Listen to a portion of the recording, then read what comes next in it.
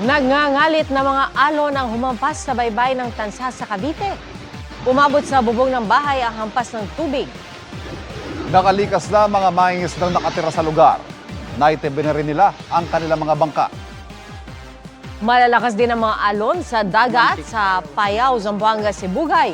Nasira ang ilang bahay sa barangay Lumantik at walang namatay o nasaktan.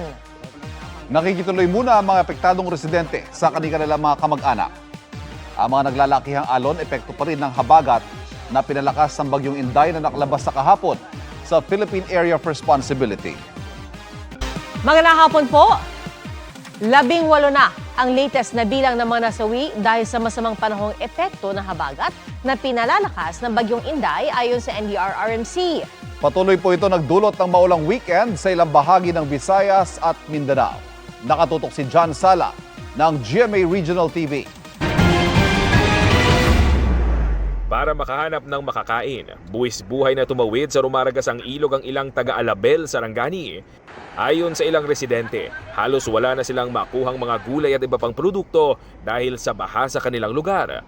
Sa ilang bahagi ng Alabel, may pagguho sa gilid ng ilog. May mga nabuwal din at tinangay ng baha.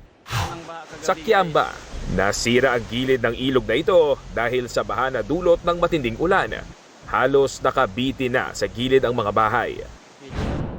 Sa Lake Cebu, South Cotabato, tuluyan ng bumigay at gumuho ang bahagi ng isang kalsada dahil sa ulan. Naunang nagkabitak ang kalsada dahil sa lindol noong June 8. Kita sa mapang inilabas ng Philippine Space Agency ang mga rehiyon sa Mindanao na apektado ng matinding pagbaha dulot ng habagat na pinalakas ng bagyong Inday. Maraming naitalang pagbaha sa Bangsamoro. Hanggang Visayas na merwisyo ang masamang panahon. Bumaha sa Boracay kasama ang isang sikat na shopping center sa isla. Dahil sa tindi ng ulan at hangin, nasira ang hanging bridge na ito sa Leon, Iloilo. Hanggang dibdib ang baha sa dalawang barangay sa Tigbawan, Iloilo. Ang isang pamilya na trap sa bubong ng kanilang bahay. Masaka sa babatok. Boy-boy ang 30 minutes kami sa babatok. Pikulbahan kayo yung tama ka basko kang current pala. Apektado rin ang mataas na level ng tubig ang mga residente na nakatira malapit sa ilog. 2 bahay ang natangay ng tubig sa ilog. Ang balay ba anak kabata ko dya. Daruagid sanda. Gat-gaingad sanda nga duwa mo. Paano na ba, ma'am, kagabi? Ay ti dako-dako tubig sir dako-dako. Dangat pag ni tubig sa balay namo nga mo kataas. Sa Antique, pinasok ng tubig baha ang ilang bahay sa Bugasong. Stranded ang ilang residente dahil sa taas ng level ng tubig baha sa mga kalsada. Sa pinakahuling datos ng NDRRMC, 18 na ang nasawi sa masamang panahong epekto ng habagat na pinalakas ng bagyong Inday. Mga biktima sila ng pagguho at pagkalunod. 7 ang sugatan, 12 ang nawawala. Mula sa GMA Regional TV, John Sala. Nakatutok, 24 oras. Hindi po muna madaraanan ang Culiat Bridge sa Congressional Avenue sa Quezon City. Apektado po ito ng sunog kung saan halos 50 bahay sa ilalim nito ang natupok kagabi. Nakatutok si EJ Gomez. Nakunan mula sa dumaraang sasakyan ang sunog na ito sa ilalim ng tulay sa Congressional Avenue sa Quezon City mag-aalas 10 kagabi. Dikit-dikit na mga bahay sa ilalim ng tulay ang natupok ng apoy na umabot sa ika-4 na alarma. Dahil sa laki ng sunog, hindi na madaanan ng mga motorista ang tulay. Ilang bahagi rin ng kalsada ang umusok dahil sa nasirang aspalto. Damay rin sa sunog ang linya ng tubig. Itong tulay na to, 2 barangay ang nasasakupan, yung Ramon Magsaysay at Bahay Toro. Yung mga affected natin na bahay, yung mga gawa sa light of materials. Meron tayong naitalang 46 houses. Isa si Marie Rose sa mga nasunugan na walang naisalbang gamit. Pahirapan ang kanyang paglikas kasama ang 7 anak. Muntik na nga po kami matrap lahat kasi andyan na po talaga yung apoy, ang bilis. Sobrang bilis. Tanging wallet na may lamang ipong pera naman na halos masunog din ang naisalba ng 17 anyos na binatilyong ito. Ito pong pera po, iniipon ko po ito para po pambayad sa TV po. Mga kagamitan po namin tulad po ng mga birth certificate, gamit po sa school, di na po naisalba. Ayon sa barangay, mananatili muna sa evacuation center ng mga kalapit na barangay ang mga apektadong residente na hanapan pa ng permanenteng matitirhan alinsunod sa utos ng Quezon City LGU. Walang naitalang nasawi o nasugatan sa sunog ayon sa Bureau of Fire Protection. Isang tauhan ng BFP ang kinailangang bigyan ng supply ng oxygen dahil nahirapang huminga. Ayon sa otoridad, pansamantalang isasara ang tulay sa mga motorista habang ongoing ang repair works. Sa ngayon, tira yung tulay. Umangat na po yung mga asfalto po eh. So, hindi na siguro safe na daanan. Inaalam pa ng BFP ang sanhi ng apoy, gayon din ang pinsala nito. EJ Gomez, Nakatutok, 24 Oras. Kahit humina na ang ulang dulot ng habagat, lubog sa baha ang ilang bayan sa Pampanga. Mula sa Makabebe, Nakatutok Live, si Jamie Santos. Jamie. Ivan, patuloy na binabaha ang ilang bahagi nga ng Makabebe, Pampanga sa kabila nga ng paghina ng ulan dulot ng habagat. Ayon sa mga otoridad, pinalala ang baha ng high tide na sinabayan pa ng agos ng tubig mula sa upstream areas. Sa karatig bayan naman ng Masantol, gumawa na ng pansamantalang dike ang lokal na pamahalaan para maibsan ang epekto ng pagbaha. Nananatiling problema ang baha sa 17 barangay sa Makabebe, Pampanga. Sa barangay San Gabriel, may mga residenteng gumawa na ng improvised tulay sa kanilang bahay para di lumusong sa baha. May mga namimingwit sa gilid ng kalsada dahil umapaw ang mga palaisdaan at palayan. Sir, anong isda po nakukuha nyo dyan?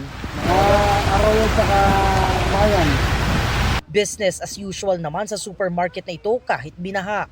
Ito po ngayon, hindi pa po gaano matato. Kailangan ng pagtrabaho kahit malaki yung posing.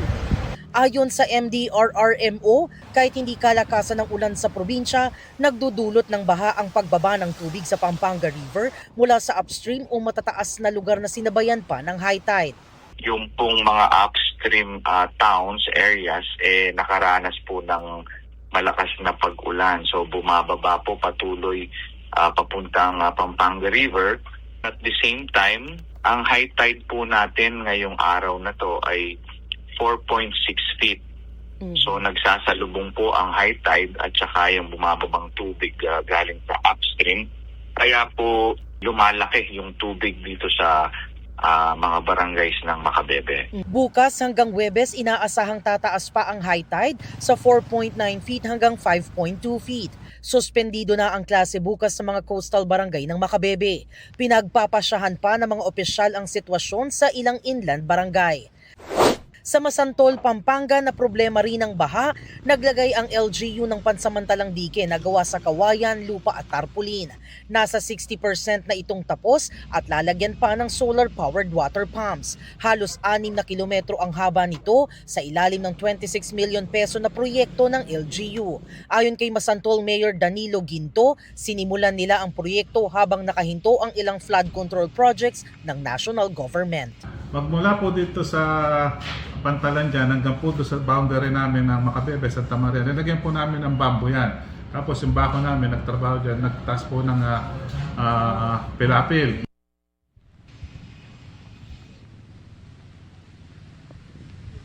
Ivan, patuloy na binabantayan ng mga otoridad ang sitwasyon sa Masantol at dito nga sa Makabebe, Pampanga. Pinapayuhan din nila yung mga residente na manatiling alerto at sundin ang abiso ng kanilang lokal na pamahalaan. At yan ang latest mula rito sa Makabebe, Pampanga. Balik sa iyo, Ivan.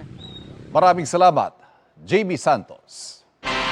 Isang dekada na po ang arbitral ruling na pumabor sa Pilipinas at nagpawalang bisa sa 9-9 claim ng China sa South China Sea. Desisyong hindi man kinikilala ng China ay legal naman sa mata ng mga kaalyado ng Pilipinas. At para po ipagdiwang yan ngayong araw, sabay-sabay na nagpatunog ng sirena ang mga barko sa iba't ibang bahagi ng bansa. Nakatutok si Bea Pinla.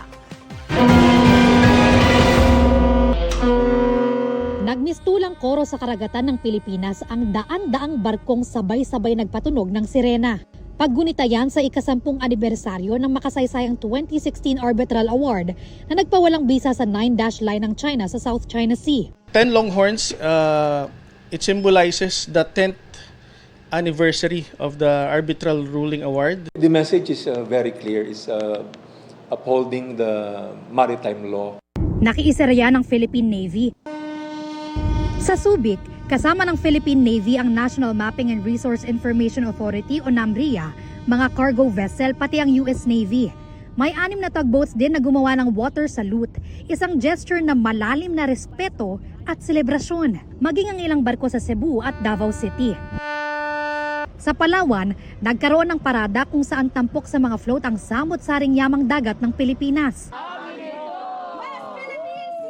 Sa Quezon City, bida ang mangingisdang Pilipino sa kauna-unahang West Philippine Sea Fisherfolk Monument.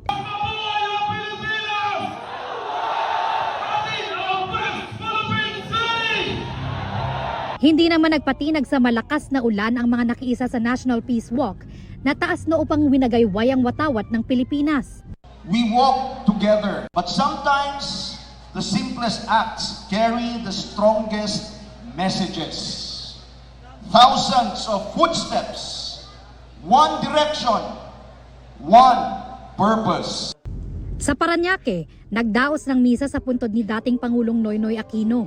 Sa ilalim ng Aquino administration, inihain ng gobyerno sa Permanent Court of Arbitration ang kaso laban sa China. We need to be firm about yung position natin, pero hindi yan mangyayari kung paiba-iba yung nagiging polisiya ng gobyerno. Hindi tayo dapat bumalik sa panahon na pinagdududahan natin yung sarili nating karapatan. I would say from where we started sa 10 years ago na talagang puro accommodation na lang at iniisahan tayo palagi. Ngayon, tinatatag na natin ang ating kakayahan, pangalagaan ang ating karagatan. At habang tumatatag tayo, bumibilis naman ang paglakas ng ibang ng mga gustong lumapastangan sa karapatan natin. No? So ito ay everyday effort. Hindi tayo pwede magpabaya kahit isang segundo. Nag-ugat ang kasong isinampa ng Pilipinas laban sa China sa standoff ng mga barko ng dalawang bansa sa Panatag o Scarborough Shoal noong 2012. Nang mag-inspeksyon kasi ang Philippine Navy sa Chinese fishing vessel noong April 10, 2012, natagpuan ang mga koral, pating at taklobong na iligal na hinango ng mga mangingisdang Chino. Pero bago pa maaresto, nang himasok ang mga barko ng Chinese Maritime Surveillance at kalaunan ay nagkaroon ng 2 buwang standoff. Mula noon, pinanatili na ng China ang presensya nila sa pinag-aagawang teritoryo. Base sa 501-page ruling ng Permanent Court of Arbitration, invalid ang historical rights ng China sa kanilang 9-dash line. Idineklara rin ang Panatag o Scarborough Shoal bilang common fishing ground. Ibig sabihin, pwedeng mangisda ang Pilipinas, China at iba pang bansa na may traditional fishing rights sa lugar. Sinita rin ng korte ang China sa pagharang nito sa mga Pilipino na mangisda sa bahura. Ang desisyong yan, suportado ng mga kaalyadong bansa ng Pilipinas. Binigyang diin din ng mga bansa ang pagtaguyod sa freedom of navigation and overflight at iba pang nakasaad sa UNCLOS. Ang Chinese Embassy, naninindigang invalid ang arbitral ruling at dapat idaan sa bilateral negotiation ang pag-ayos sa mga gusot ng dalawang bansa. Bea Pinlac, Nakatutok, 24 Oras. Malapit ang binaril ang American national na yan na naglalakad na pauwi sa Teresa Rizal. Bago nito, sinubukang hablutin ng mga suspect na riding in tandem ang alahas ng banyaga. Nakatakbo pa ang biktima pero nakita siya muli ng mga salarin. Agad na hinubad at itinabi ng biktima ang alahas at doon na siya binaril. Matapos po niyan, hinanap at kinuha na nila ang gamit ng banyaga. Inaalam pa ng pulisya ang pagkakakilanlan ng mga suspect. Ang pag-aayos ng sinampay na uwi sa pagkamatay ng 3 magkakapatid sa Quezon City. Nakuryente pong isa sa kanila habang nadamay ang 2 ng subukang sumaklolo. Nakatutok si Gabriel Gonzalez.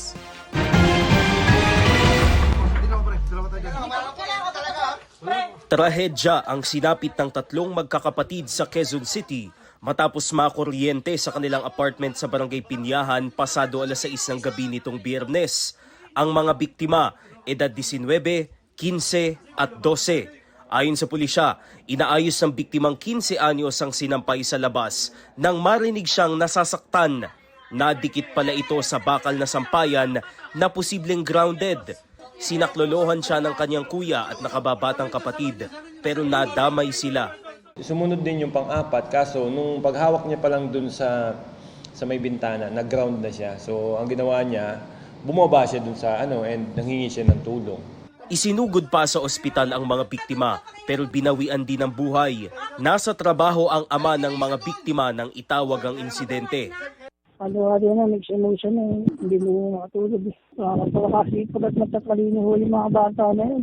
Sa paunang inspeksyon ng Meralco, natuklasang grounded ang circuit breaker na konektado sa aircon sa apartment, kaya maaaring may electrical fault sa gusali. Iimbestigahan na rin nila ang may-ari nito kung may naging kapabayaan. Sa ngayon, kinordonan na ng pulisya ang apartment room ng magkakapatid habang nagpapatuloy ang investigasyon. Gabriel Gonzalez, Nakatutok, 24 Oras. Iniimbestigahan na ng Quezon City Department of Building Official, Quezon City Police District at Quezon City LGU ang insidente. Ayon sa Local Building Code of Quezon City, responsibilidad ng mga building owner na tiyakin ang kaligtasan ng mga mag-ookupa sa apartment. Sasagutin din nila ang gasto sa pagpapalibing sa mga biktima. Mismong mga taga-Batanes pumalag sa pahayag ng Chinese scholars na sa tingin nila karugtong o extension ng Taiwan ang Batanes. Git po ng Batanes LGU, kailangan linawin ng gobyerno ng China ang issue at ang pananahimik ng Chinese Embassy kaugnay niyan, ikinababahala na isang maritime expert. Nakatutok si Bea Pinlac. Sa batas ng Pilipinas at sa mata ng daigdig, Batanes ang pinakadulong probinsya sa hilaga ng Pilipinas at hangganan ng ating teritoryo sa norte. Malapit din ito sa Taiwan na may mga tribong nahahawigang kultura sa ating mga katutubong Ivatan. Pero kamakailan, lumabas ang ulat na may mga Chinese scholar na nagsabing natural geographical extension o karugtong ng Taiwan ng Batanes, kaya naman bahagi rin ito ng China. Hindi yan ipinagkibit-balikat ng mga taga-Batanes. Nababahala din ako sa ganitong maling narrative. Baka naman yun ay magiging basihan ng China na seryosuhin na i-claim ang Batanes na parte ng China through Taiwan. Hindi titigil ang mga Ivatan na or hindi i-accept yung mga ganitong pronouncement ng basta-basta. Kailangan labanan yung. Nanindigan din si Batanes Governor June Aguto na hindi na dapat questionin na bahagi ng Pilipinas ang Batanes. It's an absurd thing to even think about Chinese claiming Batanes as part of Taiwan or even part of China. This is well established by the Philippine archipelago and by history that Batanes is always and will always be part of the Philippines. Pinuna rin ng Maritime Monitoring Group na SeaLight ang pananahimik ng Chinese Embassy sa issue. The silence coming from the Chinese Embassy in Manila following this news has been remarkable. They are in a spot where if they affirm the finding, obviously, first of all, that obviously this is extremely unpopular in the Philippines. This puts them in a difficult position. Sabi ng National Historical Commission of the Philippines, patunay ang datos at kasaysayan na noon pa man, walang dudang ang Batanes ay bahagi ng Pilipinas. Para naman kay Defense Secretary Gibo Chodoro, hindi dapat baliwalain ang pahayag na ito ng mga Chinese scholar. In a closed society like China, any Chinese subject, any academic who makes a statement in China, it becomes a quasi-state statement. So this is signaling on their part, no? It's good that it's ridiculous, but maybe to their citizens it might not be. We still have to take all these threats seriously. Noong Hunyo, bumisita sa Batanes ang ambassador ng China.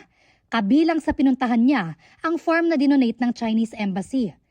Tanong tuloy ni Coast Guard spokesperson for the West Philippine Sea Rear Admiral J. Tariela, mabuti nga ba ang pakay ng pagbisita sa probinsya ng ambassador o paraan ng pag-inspeksyon sa lugar na tingin niya ay balak angkinin ng China? The reason why the Chinese government is upgrading yung information operation nila, yung female operation nila, it's because obviously they are losing the narrative. Ito ang dahilan kung ba't mas maingay sila ngayon. Wala pang pahayag ang embahada ng China hinggil sa issue. Bea Pinlac, Nakatutok, 24 Oras. Nagbabalik po sa Pilipinas si Alex Ayala matapos ng kanyang makasaysayang Wimbledon journey. Malapiesta ang pagsalubong kay Alex na dumating kanina pasado alas 11 ng umaga. Game na nakihalubilo si Alex sa kanyang fans, pati na sa mga batang atleta na matyagaring naghintay sa kanya. Kabilang sa mga sumulubong sa kanya ang mga opisyal ng Philippine Olympic Committee, Philippine Sports Commission at Philippine Tennis Association. At bukas, nakatakdang mag-courtesy call si Alex kay Pangulong Bongbong Marcos. Nagtamo ng malaking hiwa sa daliri ang isang sanggol nang mahawakan ng babasaging lalagyan ng kandila sa kanyang binyag. Ang candle holder ibinenta at ni-require umano ng parokya na gamitin. Nakatutok si Darlene Kai.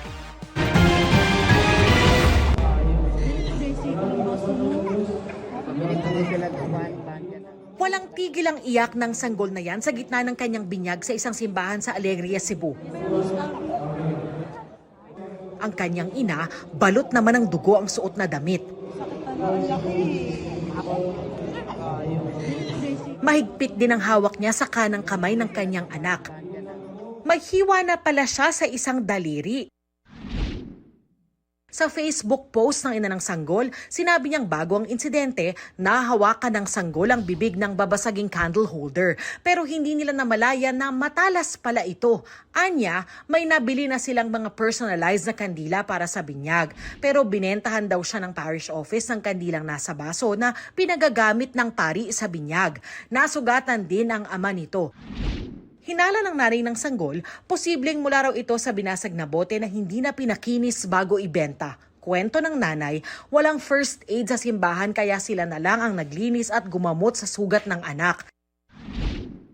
Inireklamo ng mga kaanak ng sanggol sa pari ang nangyari pero wala raw itong naging tugon. Sinusubukan pang kunin ng GMA Regional TV ang pahayag ng simbahan pero wala pa silang tugon. Darlene Kai, Nakatutok, 24 Oras. May bagong low-pressure area na binabantayan sa labas ng Philippine Area of Responsibility. Huling namataan ng LPA 1,800 kilometers silangan ng Eastern Visayas. Ayon sa Pag-asa, mababa ang tsansa nitong maging isang bagyo sa susunod na 24 oras. Patuloy namang umiiral ang hanging habagat na magpapaulan sa malaking bahagi ng bansa. Base sa rainfall forecast ng Metro Weather, may tsansa ng pag-ulan bukas ng hapon sa Ilocos Region, Cordillera Administrative Region, Central Luzon, Calabarzon at Mimaropa. Sa tanghali naman, may tsansa ng kalat-kalat na ulan sa Eastern at Western Visayas. Localized thunderstorm naman ang nagpapaulan sa ilang bahagi ng Mindanao gaya po sa Davao, Cagayan de Oro at Agusan del Sur. May malalakas na ulan na pwedeng magpabaha o magdulot ng landslide kaya maging alerto at mag-monitor ng mga advisory. Posible rin ang pag-ulan sa ilang bahagi ng Metro Manila bukas, lalo na bandang tanghali o hapon. Nasagip sa isang condo unit sa Parañaque isang Chinese national na kinidnap umano ng mga kapwa Chinese. Ang biktima plano raw gawing empleyado sa pinaplanong small-scale na pogo. Nakatutok si John Consulta. Hindi na nakapalag ang 4 na Chinese nationals sa loob ng kanilang condo unit sa Parañaque nang arestuhin ng National Bureau of Investigation Organized and Transnational Crime Division. Suspect sila sa pambubugbog sa kapwa nila Chinese. Nasagip ng mga taga-NBI ang biktima sa banyo kung saan siya ikinulong. Kawawa naman to. Hirap. Nakakulong sa banyo at nakatali ang kamay at pag tiningnan mo, meron ng mga sintomas ng pananakit. Ibig sabihin, sinaktan na siya, may mga sugat, may mga pasak. At dito na natin siya kinuha at kumuha tayo ng mga impormasyon ukol sa pagkakalitini sa kanya. Ayon sa NBI OTCD, bago pa bugbugin at hinga ng pera ang biktima ng mga suspect, ay kukunin dapat siya bilang empleyado ng isang itatayong small-scale pogo hub.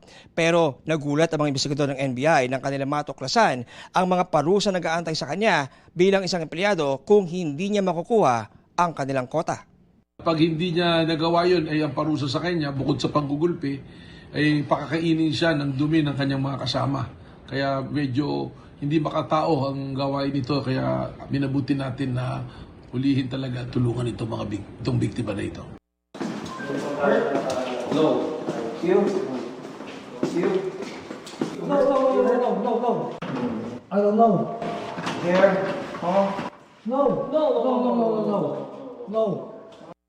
Nahaharap sa reklamong kidnapping at serious illegal detention with ransom ang 4 na dayuhan na nakakulong na sa NBI Detention Facility sa Muntinlupa. John Consulta, Nakatutok, 24 Oras. Butanding sa Maynila, may natagpo ang pungganyan ng Bureau of Fisheries and Aquatic Resources sa baybayin ng Bitas sa Tondo. Ayon sa mga tauhan ng BIFAR, naagdas o nasa decomposition stage na ang female juvenile whale shark na nakita kanina madaling araw. Nakatakdang ilibing sa lugar ang batang butanding na hindi pa malinaw kung paano napadpad doon.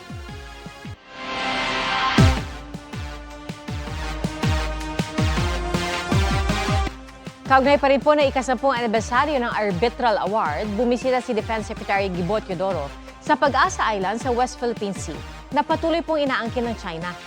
Nakatutok si Rafi Tima. Espesyal ang pagbisitang ito ni Defense Secretary Gilberto Teodoro sa Isla ng Pag-asa sa Munisipalidad ng Kalayaan. Lalo na ang pag-awit ng lupang hinirang kasama ang mga sibilyang nakatira sa isla at mga tropa ng gobyerno na nagbabantay sa teritoryong ito ng bansa. Ayon sa kalihim, 10 taon matapos ilabas ng Arbitral Tribunal ang kanilang desisyon na nagpapawalang bisa sa 9-dash line ng China, marami na anyang nangyari, pero marami pa ang kailangang gawin. Na-isolate ang China dito sa buong mundo. Secondly, namulat ang ating mga kababayan sa importansya ng karagatan. And yung importansya ng karagatan, hindi lang sa ngayon, lalo-lalo na sa mga future generations of Filipinos. However, for the next 10 years, we have to move double time. Kasi mas mabilis yung gustong manira ng ating hold sa ating teritoryo at sa sovereign rights natin. Bukod sa simbolikong flag raising, namigay din ang kalihim ng food pack sa mga residente. Ipinag-utos na rin daw niya sa Western Command ng AFP na tumulong sa mobility ng mga taga-Pag-asa na isa sa pangunahing problema ay access sa isla, lalo na pag masama ang panahon. Bago nga muling makalipad ang eroplanong sinakyan ng kalihim, binayo ng matinding ulan at hangin ng isla.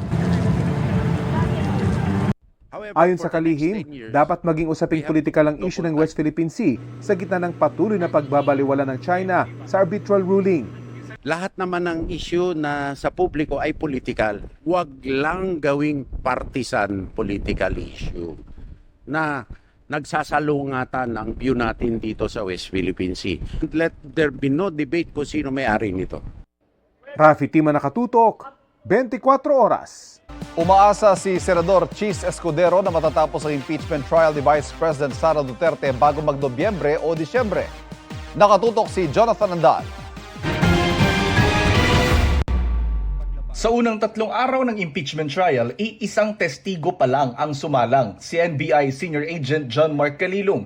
Ngayong linggo naman, inaasahang sasalang sina NBI Regional Director Jeremy Lotoc, Office of the Vice President Chief of Staff Attorney Zulaika Lopez at Belinda Bello ng Legislative Security Bureau ng House of Representatives. Ang suwestyon ni Senator Ping Lacson, ipag-standby na sa Senado ang mga nakalinyang testigo kada linggo para maisalang na kung maagang matapos ang isa.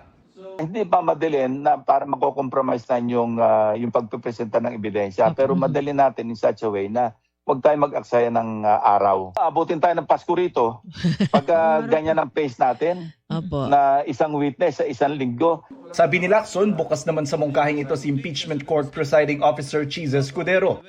Sa kanyang podcast, si Escudero na mismo nagsabi na bibilis na ng bahagya ang impeachment trial. Tinataya ko na sana matapos ito bago mag-Nobyembre o Disyembre. Pero hindi ko kaya magsalita ng patapos. Depende yan sa ebidensyang naisipresenta ng magkabilang panig. Sa inaasahang pagharap ni Lopez sa impeachment court ngayong linggo, pupunta rin kaya si Duterte? Wala kami sa totoo lang na idea kung pupunta siya. Ang balita lang namin ay nag-inquire sila kung pwede sila magdala ng catering, ref, coffee maker, and...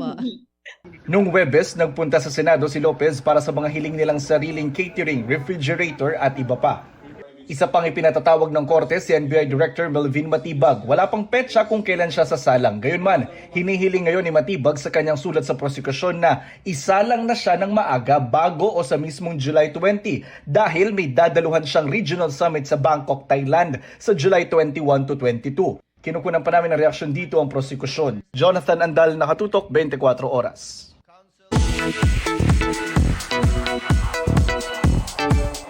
Quick chikahan tayo mga kapuso. Back in her tennis era, si Kapuso primetime queen Marian Rivera. Ibinahagi ni Marian ang ilang ganap sa kanyang tennis training sesh. Caption pa ni Yan, masaya raw siyang nakabalik sa court at muling nakasama ang kanyang coach. Blooming in her third trimester si Sheena Halili. Sa IG, iplinex ni Sheena ang kanyang pregnancy glow. Looking forward na raw si Sheena na makilala ang kanilang baby boy ni Javi Jeron Manzanero. It's also a baby boy para sa newlyweds na sina Rere Madrid at Kai Soto. May paandar pang basketball sina Rere at Kai sa kanilang gender reveal party. And that's my chika this weekend. Ako po si Nelson Canlas. Ito naman may nakilala kaming bata na ang interes, napapanahon. Nagmo-monitor po kasi siya ng mga ulat panahon. Kilalanin natin ang batang weather watcher sa Pampagood Vibes ni Katrina Son. And look at this. This one is a super typhoon and then it will go around in there. At 6 years old, interesado si Principal Leonard Guevara sa ulat panahon, gaya ng pag-track ng bagyo. This one, it will go around in there. At ito yung super typhoon. Kwento ng mga magulang ni Prince. 3 years old pa lang ang anak nang magsimula ang hilig sa panahon. Siya pa nga ang nagbabalita sa mga magulang kung saan posibleng tumungo ang bagyo na kanyang nakikita sa pagmomonitor ng mga weather forecast visualization tool. I'll need to show everyone the super typhoon because I'm gonna warn them. Actually, pag nag-work ako and then rainy season na, kukulitin niya lang ako, Mommy, there's a typhoon coming. Ngayon, every time na may typhoon or tropical depression lang, kaabang yan sa akin kung saan papunta yung typhoon kasi nga alam niya babahain kami. Ang Pag-asa natutuwa sa pagkahilig ni Prince sa pag-aaral ng panahon. Nakakatuwa po yung ganun. Saka napapanahon po kasi lalo na ngayon nakakaranas tayo ng climate change. Mas kailangan natin ang mga kabataan na maging involved pa dito sa science ng meteorology, science ng hydrology. So kailangan na kailangan po natin sila. At nakakatuwa po na bata pa lang is gano'n na po yung kanyang motivation. Ang dream job ni Prince, bumbero at reporter. I just see it onto the GMA News. Cause I need to gaya it. The typhoon is going to Taiwan.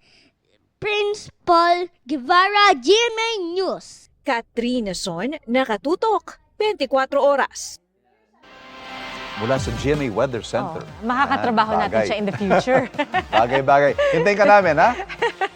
At yan po ang mga balita natin ngayong weekend. Ako po si Pia Arcangel. Ako po si Ivan Mayrina. Ito ang GMA News. Walang kinikilingan. Walang pinoprotektahan. Noon at ngayon, serbisyong totoo. At dahil hindi natutulong ang balita, Nakatutok kami 24 oras.